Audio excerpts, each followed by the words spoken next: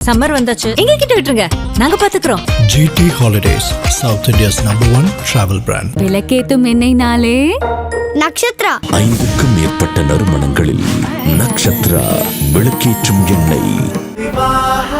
மணப்பெண்ணின் பிரத்யேகமான திருமணம் விவாஹா சென்னை சில்க்ஸ்.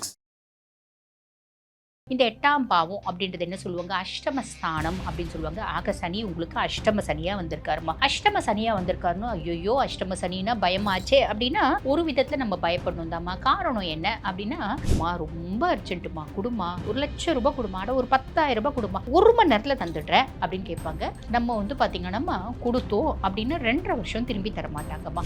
என் மனைவினால இந்த பிரச்சனை வந்துருச்சு, என் கணவர்னால என் கணவர் அசிங்கப்படுத்திட்டாரு, என் குழந்தைங்க என்ன நடுரோடு நிக்க வச்சிருச்சு அப்படிலாம் யோசிக்கணும். Let it be. குழந்தைங்க அப்படின்னு அடங்காம இருக்கதான் செய்யும். மத்தவங்க முன்னாடி நம்ம பிள்ளைங்க கௌரவமா இருக்கணும் அப்படிலாம் நினைக்காதீங்க. அப்படி யாராவது உன் புள்ள அடங்குறது இல்லையா அப்படின்னு கேட்டா ஒத்த வார்த்தை சொல்லுங்க. உன் புள்ள கூட தான் 5 வருஷத்துக்கு முன்னாடி அடங்கல, சரிமா விடுமா, உன் புள்ள இப்ப அடங்குது, நாளைக்கு அடங்காம போகும், என் புள்ள இப்ப அடங்கல நாளைக்கு அடங்கு அப்படின்ற மாதிரி தெளிவா சொல்லுங்க. புரியுதுங்களா? இதுதான் நிதர்சனமான உண்மை. சின்ன சின்ன உடல் சார்ந்த உபாதைகள் வருது அப்படின்னா உடனே வைத்தியம் பண்ணிடுங்க. எலும்பு சார்ந்த பிரச்சனைகள் நிறைய பேருக்கு வரதுக்கு வாய்ப்பு உண்டு, அதுல கவனம். ஆக சிம்மம் இந்த 5 விஷயத்துல கவனமா இருந்தா அஷ்டமத்து சனியினால எந்த விதத்திலயும் உங்களுக்கு கெடுபலர் அப்படின்றது வராதுமா. நான் பொண்ணு ரொம்ப அழகா இருக்கணும், கிளியோபட்ரா மாதிரி இருக்கணும், ஸ்ரீதேவி மாதிரி இருக்கணும்னு எங்க போறது, பையன் அஜித்குமார் மாதிரி இருக்கணும், அரவிந்த் சாமி மாதிரி இருக்கணும்னு எங்க போறது, கொஞ்சம் காம்ப்ரமைஸ், ஏதோ உங்களோட எக்ஸ்பெக்டேஷன்ல ஒண்ணு விட்டு கொடுக்குறீங்க அப்படின்னா நல்ல ஒரு வரன் அப்படின்றது அமை. எதிர் வீட்டுக்காரி, பக்கத்து வீட்டுக்காரி, அக்கா எனக்கு அந்த பிரச்சனைக்கா, அக்கா எனக்கு இந்த பிரச்சனைக்கா அப்படின்னு உங்ககிட்ட வந்தா நீங்க எதுவுமே சொல்லாதீங்க. அம்மா என் பிரச்சனையே எனக்கு ஏகப்பட்டது இருக்குமா, என் பிரச்சனையே எனக்கு டிப்பர் லாரி வச்சு அழுற மாதிரி இருக்கு, தயவு செஞ்சு நீ பிரச்சனையை பத்தி பேசாதம்மா, சந்தோஷமா ஏதாவது பேசுமா அப்படின்னு அப்படியே கட் பண்ணுங்க. சிம்ம ராசி அன்பர்கள், உங்களுக்கு இந்த சனி பெயர்ச்சி என்ன மாதிரி பலன்களை கொடுக்க போகுது அப்படின்னா, மீனத்துல அமர்ந்திருக்க சனி பாத்தீங்கன்னா உங்களுக்கு 8ஆம் பாவம் மீனம். இந்த 8ஆம் பாவம் அப்படின்றது என்ன சொல்லுவாங்க, அஷ்டமஸ்தானம் அப்படின்னு சொல்லுவாங்க. ஆக சனி உங்களுக்கு அஷ்டம சனியா வந்திருக்காருமா. அஷ்டம சனியா வந்திருக்காருன்னு ஐயோ அஷ்டம சனின்னா பயமாச்சே அப்படின்னா ஒரு விதத்துல நம்ம பயப்படணும் தாம்மா. காரணம் என்ன அப்படின்னா, 7 நாட்டு சனி 7.5 வருஷம் என்னென்ன மாதிரி கெடு பலன்களை கொடுப்பாரு. அதை பாத்தீங்கன்னா 2.5 வருஷத்துல கடகடன்னு கொடுத்துட்டு போயிடுவாரு இந்த அஷ்டம சனியில அப்படின்னு சொல்லுவாங்க. அது உண்மைதானா? உண்மைதான். சனி ஆச்சேம்மா. சனி அப்படின்னும் போது அவரை பார்த்து பயப்படாதீங்க. அவரை ஓவர்டேக் பண்றது ரொம்ப ஈஸி, குழந்தை மாதிரி. எப்படி அப்படின்னா ஒரு 5 விஷயம் நான் சொல்றேம்மா, அந்த 5 விஷயத்துல கொஞ்சம் கவனமா இருங்க. என்னென்ன விஷயம் அப்படின்னா, விஷயம் பாத்தீங்கன்னா கையிருப்பு. எவ்வளவு கையிருப்பு காசு இருக்கு அப்படின்னாலும் நம்ம மனசுக்கு ரொம்ப பிரியமானவங்க, மனசுக்கு ரொம்ப நெருக்கமானவங்க, ஒரு காலத்துல நம்மளுக்கு நிறைய உதவி பண்ணவங்க, நம்மளால மாட்டேன்னு சொல்ல முடியாதவங்க ரொம்ப அர்ஜென்ட்டுமா, கொடுமா, 1,00,000 ரூபாய் கொடுமா, ஒரு 10,000 ரூபாய் கொடுமா, 1 மணி நேரத்துல தந்துடுறேன் அப்படின்னு கேட்பாங்க. நம்ம பாத்தீங்கன்னா கொடுத்தோம் அப்படின்னா 2.5 வருஷம் திரும்பி தர மாட்டாங்கம்மா. அப்ப என்னதாம்மா பண்றது? சனிக்கு கையில காசு வச்சுட்டு இல்லைன்னு சொன்னா பிடிக்காதேம்மா அப்படின்னா கரெக்ட் தாம்மா. ரொம்ப எளிமையான விஷயம் ஒண்ணு இருக்கு. என்ன பண்ணணும் அப்படின்னா, நீங்க என்கிட்ட இப்ப காசு இருக்குதாங்க, ஆனா அது வேற வேலை, குழந்தைக்கு ஃபீஸ் இருக்கு, எனக்கு இந்த மாதிரி செலவு ஏதோ ஒண்ணு சொல்லுங்க, செலவு இருக்கு. இப்ப நீங்க என்ன பண்ணுங்க, வெளியே யார்கிட்டனா வட்டிக்கு வாங்கிக்கோங்க, அந்த வட்டி காசை நான் கொடுத்துடுறேம்மா, அதோ அவங்க கிட்ட வட்டிக்கு வாங்கிக்கோங்க, நான் சொல்றேன், அந்த வேலை கூட நம்மளுக்கு வேணாம், வட்டி காசு கூட கொடுங்க. ஏன்னா நம்ம அவங்க ஒரு காலத்துல நம்மளுக்கு நிறைய ஹெல்ப் பண்ணிருக்காங்க இல்லைங்களா, அதை மறக்க கூடாது. ஆக இந்த மாதிரி எஸ்கேப் பண்ணிக்கிறீங்க அப்படின்னா கையிருப்பு மிஞ்சும். சனியினோட உஷாரத்தோட ரொம்ப இருக்கும். நம்ம அதை விட கொஞ்சம் ஒரு படி மேல போய் உஷாரா இப்படி நம்ம ஓவர்டேக் பண்ணிக்கலாம். 2வது, குடும்பத்துல சின்ன சின்ன குழப்பங்கள் வரும். குழப்பமே இல்ல அப்படின்னா அது குடும்பமே இல்ல இல்லைங்களா. குடும்பம்னு இருந்தா குழப்பம் இருக்கதான் செய்யும். அப்ப அப்படி நம்ம ஸ்போர்ட்டிவா எடுத்துக்கணும். புரியுதுங்க? ஐயோ எனக்கு அசிங்கம் ஆயிடுச்சு, எனக்கு அவமானம் ஆயிடுச்சு, என் மனைவினால இந்த பிரச்சனை வந்துருச்சு, என் கணவர்னால என் கணவர் அசிங்கப்படுத்திட்டாரு, என் குழந்தைங்க என்ன நடுரோடு நிக்க வச்சிருச்சு அப்படிலாம் யோசிக்கூடாது. Let it be. குழந்தைங்க அப்படின்னு அடங்காம இருக்கதான் செய்யும். நிறைய பேர் சொல்லுவாங்க, ஐயோ என் புள்ள பாத்தீங்கன்னா ரொம்ப தங்கம்மா, சொல்ற பேச்சா அப்படியே கேட்குமா, மத்த பிள்ளைங்க மாதிரி எல்லாம் கிடையாது அப்படின்லாம் சொல்லுவாங்க. பாத்தீங்களா, அதெல்லாம் உண்மை கிடையாது. யாரா இருந்தாலும் இது கலிகாலம். கலிகாலத்துல பிள்ளைங்க 3 வயசுல அடங்குறது இல்ல 30 வயசுல அடங்குறது இல்ல 16 வயசுல அடங்குறது இல்ல 50 வயசுல அடங்குறது இல்ல. ஆக மொத்தம் பெத்தவங்களை ஒரு நேரத்துல கண்டிப்பா கஷ்டப்படுத்தியே தீருவாங்கம்மா. இது எழுதப்படாத விதி. அப்ப யாரும் ஐயோ அவங்க அப்படி சொல்றாங்களே, இவங்க அப்படி சொல்றாங்களே, மத்தவங்களை நீங்க கவலையப்படாதீங்க. நம்ம வாழ்க்கை நம்ம வாழறோம். மத்தவங்க முன்னாடி நம்ம பிள்ளைங்க கௌரவமா இருக்கணும் அப்படிலாம் நினைக்காதீங்க. அப்படி யாராவது உன் புள்ள அடங்குறது இல்லையா அப்படின்னு கேட்டா ஒத்த வார்த்தை சொல்லுங்க. உன் புள்ள கூட தான் 5 வருஷத்துக்கு முன்னாடி அடங்கல, சரிமா விடுமா, உன் புள்ள இப்ப அடங்குது, நாளைக்கு அடங்காம போகும், என் புள்ள இப்ப அடங்கல நாளைக்கு அடங்கு அப்படின்ற மாதிரி தெளிவா சொல்லுங்க. புரியுதுங்களா? இதுதான் நிதர்சனம். நிதர்சனமான உண்மை. இது வந்து பார்த்தீங்கன்னா இந்த விஷயத்துல பெருசா கவலை அப்படின்றது வேண்டாம். அதுக்கப்புறம் வேலை செய்யற இடத்துலமா சின்ன சின்ன குழப்பங்கள் அப்படின்றது வரும். இப்பெல்லாம் எல்லா இடத்துலயும் பாலிடிக்ஸ் இருக்குமா, நம்ம சுய தொழிலே செய்யறோம் அப்படின்னா கூட வந்து பார்த்தீங்கன்னா கிளைண்ட்ஸ்னால நம்மளுக்கு பிரச்சனைகள் அப்படின்றது வரதானே செய்யுது.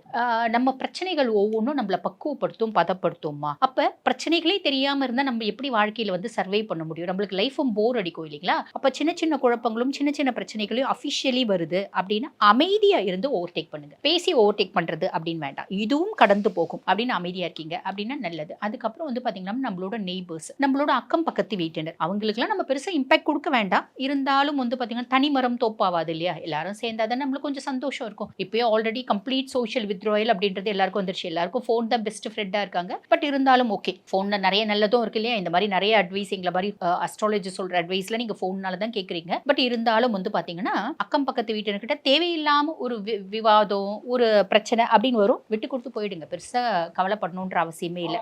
நம்ம வீடு கட்டுறோம் அப்படின்னா எதிர் வீடு பக்கத்து வீடு ஏதாவது எங்க வீட்டுல வந்து இதுவாகுது, நீங்க தண்ணி ஊத்துறது எங்க வீட்டாண்டு வருது, நீங்க பெயிண்ட் அடிக்குது எங்க வீட்டுக்கு தெரிக்குது, எங்க செவரு ஸ்பாயில் ஆகுது, இப்படி எல்லாம் சொல்லுவாங்க. Just ignore it. அவங்களுக்குலாம் ஒரு பெரிய இம்பார்ட்டன்ஸ் அப்படின்றது கொடுக்கவே வேண்டாம். ஸோ கடைசியா இருக்கிறது என்ன அப்படின்னா ஆரோக்கியம். ஆரோக்கியத்துல கவனம் அப்படின்றது வச்சுக்கோங்க. சின்ன சின்ன உடல் சார்ந்த உபாதைகள் வருது அப்படின்னா உடனே வைத்தியம் பண்ணிடுங்க. எலும்பு சார்ந்த பிரச்சனைகள் நிறைய பேருக்கு வரதுக்கு வாய்ப்புண்டு, அதுல கவனம். ஆக சிம்மம் இந்த 5 விஷயத்துல கவனமா இருந்தா அஷ்டமத்து சனியினால எந்த விதத்திலயும் உங்களுக்கு கெடுபலன் அப்படின்றது வராதுமா. கவலையே படணுன்ற அவசியம் இல்லை. ஸோ இதுதான் வந்து பாத்தீங்கன்னா சிம்ம ராசி என்பவர்களுக்கு பார்வையும் வந்து பாத்தீங்கன்னா அவரோட பார்வை 2, 5, 10 குடும்பஸ்தானத்தை பாக்குறாரு. அதனாலதான் குடும்பத்துல பிரச்சனைன்னு சொன்னேன். குழந்தைங்க ஸ்தானத்தை பாக்குறாரு, அதனாலதான் குழந்தைங்களை பத்தி ஒரு பெரிய லெக்சரே கொடுத்தேன். தொழில் ஸ்தானத்தை பாக்குறாரு, அதனாலதான் தொழில் சார்ந்த உபாதைகள் வரும்னு சொன்னேன். ஸோ இவ்வளவுதான் சிம்மத்தினோட பலன். பெருசா ஒண்ணு கூட நல்லது சொல்லியேமா அப்படின்னா இல்ல, நல்லதுதான் சொல்லியிருக்கேன். இந்த விஷயத்துல கவனமா இருக்கீங்க அப்படின்னா அத்தனையும் நல்லது நடக்கும். இதுல எந்த விஷயத்துல கவனம் இல்ல அப்படின்னாலும் அத்தனையும் தப்பா போகும். ஸோ உஷாரா இருந்துக்கோங்க. அதுக்கும் மேல இல்லம்மா ஆல்ரெடி பெரிய பிரச்சனை இருக்குமா, ஆல்ரெடி பெரிய பஞ்சாயத்து இருக்குமா, தீரவே மாட்டேங்குது அப்படின்னா உங்க சுய ஜாதகத்தை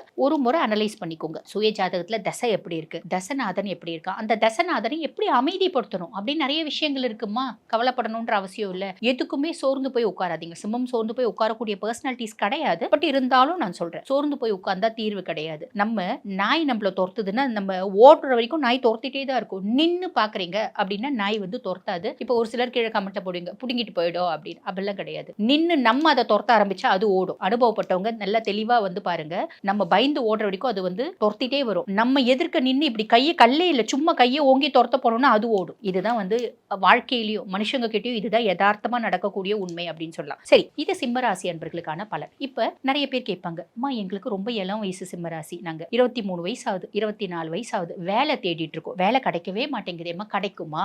10 ரெஸ்யூம் போடுங்க, ஒரு வேலை கிடைக்கும். ஒருத்தவங்க உங்களை கால் ஃபால் பண்ணுவாங்க இன்டர்வியூக்கு. அந்த கால் ஃபால் போய் நீங்க இன்டர்வியூ அட்டென்ட் பண்ணீங்க அப்படின்னா கொஞ்ச நாள் கழிச்சு உங்களுக்கு வந்து ஒரு அப்பாயின்மெண்ட் ஆர்டர் வரும். ஆனா அந்த வேலை காம்ப்ரமைஸான வேலை இருக்கும். உங்களுக்கு தகுதி இருக்கும் 60,000 ரூபாய் சம்பாதிக்கிறதுக்கு. வேலை செய்யற இடத்துல 40,000 ரூபாய் தான் சம்பளம் கொடுக்கும். தாராளமா செய்யுங்க. காம்ப்ரமைஸ் பண்றீங்க அப்படின்னு சனி அங்க பிரீத்தியா, புரியுதுங்களா? ரொம்ப சிம்பிள். அது வந்து ஓகே. அதுக்கடுத்து வந்து பாருங்க, இப்ப மத்தியம வயசு நாங்க வந்து பாருங்க வரன் தேடிட்டே இருக்கோங்க, வரனே கிடைக்க மாட்டேங்குது, கொஞ்சம் விட்டு கொடுங்க. நான் வந்து பொண்ணு ரொம்ப அழகா இருக்கணும், கிளியோபட்ரா மாதிரி இருக்கணும், ஸ்ரீதேவி மாதிரி இருக்கணும்னா எங்க போறது, பையன் அஜித் குமார் மாதிரி இருக்கணும், அரவிந்த் சாமி மாதிரி இருக்கணும்னா எங்க போறது, கொஞ்சம் காம்ப்ரமைஸ். ஏதோ உங்களோட எக்ஸ்பெக்டேஷன்ல ஒண்ணு விட்டு கொடுக்குறீங்க அப்படின்னா நல்ல ஒரு வரன் அப்படின்றது கவலைப்பட வேண்டாம். சரி, நாங்க ஹோம் மேக்கருங்க, ஹவுஸ் ஒய்ஃப், எங்களுக்கு எப்படி இருக்கும்? ஆல்ரெடி எங்களுக்கு ஏகப்பட்ட பிரச்சனைங்க அப்படின்னா கரெக்ட் தான். இந்த காலகட்டம் அந்த பிரச்சனைகள் ஒரு கல்லு தூக்கலா இருக்கும். ஆல்ரெடி எங்க மாமியார் நான் என்ன செஞ்சாலும் உங்களுக்கு பிடிக்காதுங்க, அவங்க பேசிட்டே இருப்பாங்க, இப்போ இன்னும் கொஞ்சம் எக்ஸ்ட்ராவா பேசுவாங்க. ரொம்ப சிம்பிள். இவ்வளவு நாள் நீங்க ரியாக்ட் பண்ணீங்க, இப்போ ரியாக்ட் பண்ணாதீங்க. ரியாக்ட் பண்ணல அப்படின்னா சனி எங்க சாந்தி ஆயிடுவான். புரியுதுங்களா?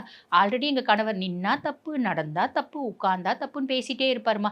அந்த மனுஷன் பேசுற வேலை தானே, அதை எதுக்கு நீங்க ரியாக்ட் பண்ணிட்டு? ஆல்ரெடி எங்க பொண்டாட்டி என்ன நெச்சரிப்பாம்மா, அந்த அம்மானோட வேலை பேசுற வேலை தானே, அந்த அம்மாக்கு எத்தனை டென்ஷன் இருக்கோ பேசுறாங்க.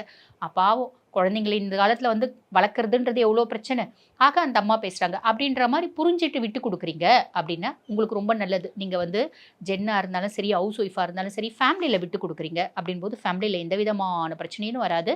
அதே மாதிரி எதிர் வீட்டுக்காரி பக்கத்து வீட்டுக்காரி அக்கா எனக்கு அந்த பிரச்சனைக்கா, அக்கா எனக்கு இந்த பிரச்சனைக்கா அப்படின்னு உங்ககிட்ட வந்தா நீங்க எதுவுமே சொல்லாதீங்க. அம்மா என் பிரச்சனையே எனக்கு ஏகப்பட்டது இருக்குமா, என் பிரச்சனையே எனக்கு டிப்பர் லாரி வச்சு அழுற மாதிரி இருக்கு, தயவு செஞ்சு நீ பிரச்சனையை பத்தி பேசாதம்மா, சந்தோஷமா ஏதாவது பேசுமா அப்படின்னு அப்படியே கட் பண்ணுங்க. காரணம் என்ன அப்படின்னா அவ எதையோ பிரச்சனையை வந்து நம்ம கிட்ட சொல்லி அந்த அக்கா தான் அந்த பிரச்சனைக்கு காரணம் அப்படின்ற மாதிரி கிரியேட் பண்ணுவோம். நமக்கு என்னத்துக்கு அந்த வேலை, நம்ம வேலையே நம்மளுக்கு நிறைய இருக்கு அப்படின்ற மைண்ட் செட்டுக்கு வந்துருங்க. அது வந்து பார்த்தீங்கன்னா உங்களுக்கு பிரச்சனை கிடையாது அப்படின்னு சொல்லலாம். சரி, இப்படிலாம் நம்ம கொஞ்சம் உஷாராக இருந்துக்கணும். அதே மாதிரி பாருங்க, இப்போ உடல் ஊனமுற்றவங்க, நாங்கள் சிம்ம ராசிங்க, எங்களுக்கு உடல் ஊனம், சனி என்ன பண்ணுவார்? பெருசாக கெடுக்கவே மாட்டாருங்க. கவலையே பட வேண்டாம். நீங்கள் என்ன வேலை செய்கிறீங்க, அந்த வேலையில் கொஞ்சம் வந்து பார்த்தீங்கன்னா ஒரு உழைப்பு அப்படின்றத அதிகமாக போடுங்க. அவ்வளோதான். மற்றபடி வேறு எதுவும் கவலைப்பட வேண்டியதில்லை. ஆரோக்கியத்தில் கவனம் அப்படின்றத வச்சுக்கோங்க. நாங்கள் திருநங்கைகள்மா, திருநம்பிகள்மா, நாங்கள் சிம்ம ராசிமா, எங்களுக்கு என்னாவது பிரச்சனை வருமா அப்படின்னா தேவையில்லாத பழிசொல் வரத்துக்கு வாய்ப்பு உண்டு. அந்த பழிசொல் வரத்துக்கு நீங்களே காரணமாக இருந்துடாதீங்க. நான் இவ்வளோண்டு தப்பு தாம்மா செஞ்சேன், அது கண்ணு மூக்கு காது வாய் வச்சு பெருசாக்கிட்டாங்கம்மா, அந்த மாதிரி வாய்ப்பு உண்டு. நம்ம ஏன் இவ்வளோண்டு தப்பு செய்வானே? செய்கிற வேலையே நமக்கு வேண்டாம், நம்ம உண்டு நம்ம வேலை உண்டுன்னு இருந்தோம் அப்படின்னா எந்த விதத்துலையும் கெடுபலன்கள் உங்களுக்கு கிடையாதுமா. புரியுதுங்களா? வயது வந்து பார்த்தீங்கன்னா எங்களுக்கு 70+ ஆகுது, 80+ ஆகுது. நாங்கள் சிம்மம், எங்களுக்கு என்னம்மா வரும்? எலும்பு சார்ந்த பிரச்சனைகள் வரும். ஆல்ரெடி சக்கரை இருக்குது அப்படின்னா அந்த சக்கரை கொஞ்சம் ஃப்ளக்சுவேட் ஆகிறதுக்கு வாய்ப்பு உண்டு. ஆல்ரெடி பிபி இருக்குன்னா அது ஃப்ளக்சுவேட் ஆகிறதுக்கு வாய்ப்பு உண்டு. அப்போ ரொம்ப சிம்பிள், என்ன பண்ணணும்? நல்ல டைமுக்கு சாப்பாடு சாப்பிடுங்க. சின்ன சின்ன உடல் சார்ந்த உபாதைகள் வருது அப்படின்னா உடனே வைத்தியம் பண்ணிக்கோங்க. எந்த விதமான ப்ரெஷர்ஸையும், பேரனை வந்து பார்க்க விட மாட்டேங்கிறாளே மருமக, பேத்தியை பார்க்க விட மாட்டேங்கிறாளே, எங்களை விட்டு பிரித்து வைக்கிறாளே, அப்படிலாம் பெருசாக யோசிக்காதீங்க. ஆளாக்கிட்டோம், அவங்க வாழ்க்கையை அவங்க பார்த்துக்கிறாங்க, அவங்க பிள்ளையை அவங்க பார்த்துக்கிறாங்க. நம்ம ஏன் இன்னும் வந்து பார்த்திங்கன்னா பிள்ளைங்களை ஆளாக்கி பிள்ளைங்களை வந்து நல்லா சக்ஸஸ் பண்ணி கொடுத்துட்டு இன்னும் பேரம்பேத்தியை பற்றி கூட நம்ம ஏன் கவலைப்படணும்? ராமா கிருஷ்ணா கோவிந்தா அப்படின்னு சொல்லிட்டு கோயிலில் போய் உட்காருங்க அப்படின்னா நிறைய நல்லது உங்களுக்கு நடக்குமா. ஆக சிம்மம் எந்தெந்த விஷயத்தில் உஷாராக இருக்கணும். உஷாராக இருந்தால் சனி எந்த கெடுதலும் செய்ய மாட்டார். நல்லா தெளிவாக புரிஞ்சிருக்கும்னு நினைக்கிறேன். வாழ்த்துக்கள். சம்மர் வந்தாச்சு, எங்க கிட்ட விட்டுருங்க, நாங்க பாத்துக்கிறோம். GT Holidays, South India's #1 travel brand. விளக்கேத்தும் எண்ணெய்னாலே Nakshatra. 5க்கும் மேற்பட்ட நறுமணங்களில் நக்ஷத்ரா விளக்கேற்றும் எண்ணெய். மணப்பெண்ணின் பிரத்யேகமான திருமணம் விவாஹா சென்னை சில்க்ஸ்.